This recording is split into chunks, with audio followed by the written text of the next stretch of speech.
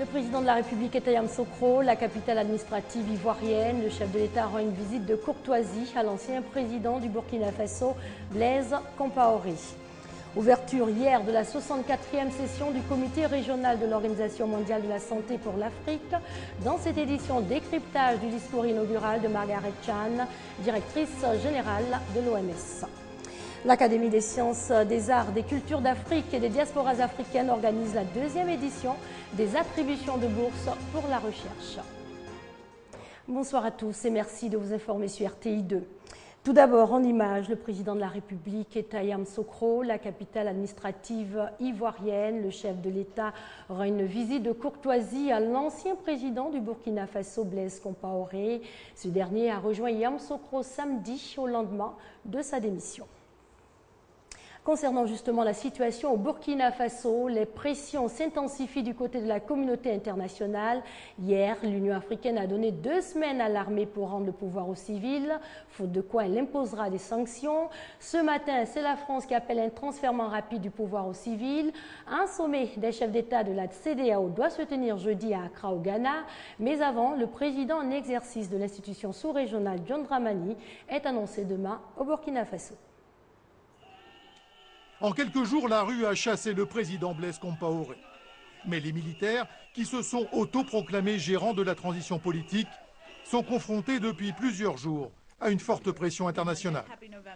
Nous appelons à nouveau à une transition dirigée par des civils qui respectent l'esprit de la Constitution et organisent aussi vite que possible des élections présidentielles libres. Mêmes inquiétudes et recommandations du côté de l'Union africaine. Réunis à Addis Abeba, le Conseil pour la paix et la sécurité a donné un ultimatum aux militaires. Le Conseil de paix et de sécurité de l'Union africaine a pris note du caractère populaire de la révolte. Nous donnons une période de 2 semaines pour transférer le pouvoir à une administration civile. Si cela n'est pas effectué, l'Union africaine prendra des mesures en fonction de son règlement. Une menace claire de sanctions. Mais les militaires n'ont pas attendu ce délai. Dans la matinée, à l'issue d'un entretien avec le Moronaba, le chef traditionnel de la communauté des Mossi a annoncé que les militaires s'étaient engagés à remettre le pouvoir aux civils. Le comité régional de l'Organisation mondiale de la santé pour l'Afrique tient ses assises depuis hier à Cotonou au Bénin. Au cœur de cette 64e session, la question des réformes au sein de l'institution et l'épidémie d'Ebola qui a déjà fait près de 5000 morts en Afrique de l'Ouest. Décryptage du discours inaugural de Margaret Chan, directrice générale de l'OMS, avec notre envoyé spécial à Cotonou, Delphine Black. Elle s'est exprimée en anglais, mais son message a été très apprécié par l'Assemblée. Le docteur Margaret Chan, directeur général de l'OMS, a expliqué que l'OMS continue de revendiquer 2 arguments de santé publique soulevés il y a des décennies et auxquels le monde entier est actuellement en train d'assister en Afrique de l'Ouest. Le premier porte sur la nécessité urgente de renforcer les systèmes de santé longtemps négligés. Les systèmes de santé faibles ont rendu les sociétés vulnérables et facilité la propagation de la maladie à virus Ebola. Sans infrastructure de santé publique de base, aucun pays n'est stable, aucune société n'est en sécurité, a noté le docteur Chan. Le second argument de santé publique que l'OMS a toujours eu du mal à mettre en évidence concerne le vaccin et les traitements contre Ebola qui sont inexistants de façon flagrante 40 années après l'apparition de la maladie à virus Ebola. Pourquoi les cliniciens ont les mains vides, sans vaccin et sans remède? Parce que le virus Ebola a été confiné aux pays pauvres d'Afrique, a déclaré le docteur Chan. Le directeur général de l'OMS a également parlé du programme de développement après 2015, en soutenant que l'Afrique doit saisir ce nouveau programme selon ses propres conditions. Il faut signaler que la 64e session du comité régional de l'OMS pour l'Afrique sera marquée ce mercredi par l'élection du directeur régional de l'OMS Afrique. 5 forces en présence, dont le professeur Ndrioman Thérèse. Ce mercredi, le verdict des urnes. La Côte d'Ivoire croise les doigts. Et oui, on rappelle que l'élection au poste de directeur régional OMS Afrique aura lieu demain mercredi et nous saurons qui succédera à Luis Sambo. Vous le savez, la candidature ivoirienne est portée par le professeur Thérèse Ndrioman, une valeur sûre avec de nombreux atouts et non des moindres, elle fera certainement la différence. Les meilleurs acteurs et établissements de formation professionnelle bientôt primés. L'idée d'instituer les awards panafricains émane de la Confédération africaine de l'enseignement technique, de la formation professionnelle et des innovations. La première édition débute aujourd'hui. Elle s'achève le 6 novembre avec la remise des différents prix. Herman Yamnia. Il existe des écoles d'enseignement technique de formation professionnelle en Afrique qui, par leurs offres de formation, se distinguent par la qualité des enseignements dispensés. Malheureusement, la plupart de ces écoles sont très peu connues. La première édition des Awards panafricains de la formation professionnelle et de valorisation des compétences africaines en Afrique, qui se tiendra du 4 au 6 novembre prochain, sera donc l'occasion de les honorer. Nous voulons faire la promotion de la formation professionnelle, l'enseignement technique et les innovations. Nous voulons célébrer les talents, les compétences africaines en Afrique et nous voulons donner une autre image de ce secteur de formation et d'activité. Dans le cadre de la coopération sud-sud, faire en sorte qu'il y ait des relations de jumelage entre les écoles africaines d'abord, avant d'aller vers...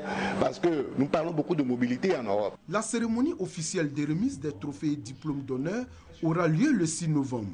Parmi les lauréats et récipiendaires seront primés des autorités et personnalités nationales et étrangères, des responsables d'entreprises, d'institutions et organismes de coopération internationale, des fondateurs et chefs d'établissement. Selon les initiateurs, cette cérémonie sera aussi le lieu d'échanger sur la problématique de la formation-emploi au cours d'un séminaire. L'Académie des sciences, des arts, des cultures d'Afrique et des diasporas africaines remet le couvert. La commission d'attribution des prix de cette société savante va encore attribuer des bourses pour soutenir la recherche. Ce 18 novembre, les 2 chercheurs retenus après un appel à candidature vont pouvoir bénéficier de bourses leur permettant de faire aboutir leurs travaux de recherche. Franck Kouadio. L'Académie des sciences, des arts, des cultures d'Afrique et des diasporas africaines ASCAD veut soutenir la recherche. La méthode est précise. Elle vise l'octroi de bourses aux jeunes chercheurs titulaires au minimum d'un doctorat 3e cycle et âgés de 35 ans au plus. Cette activité est à sa 2e édition. Il s'agit de l'attribution de bourses de recherche aux lauréats d'un appel à candidature organisé le 15 mai dernier. Il s'agit de bourses de recherche.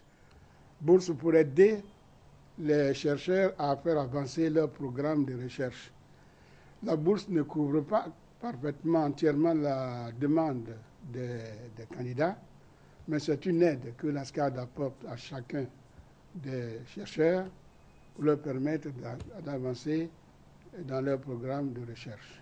Date choisie pour l'activité le 18 novembre prochain. La commission d'attribution de bourses a eu à statuer sur 13 dossiers. 2 chercheurs bénéficieront de la bourse ASCAD.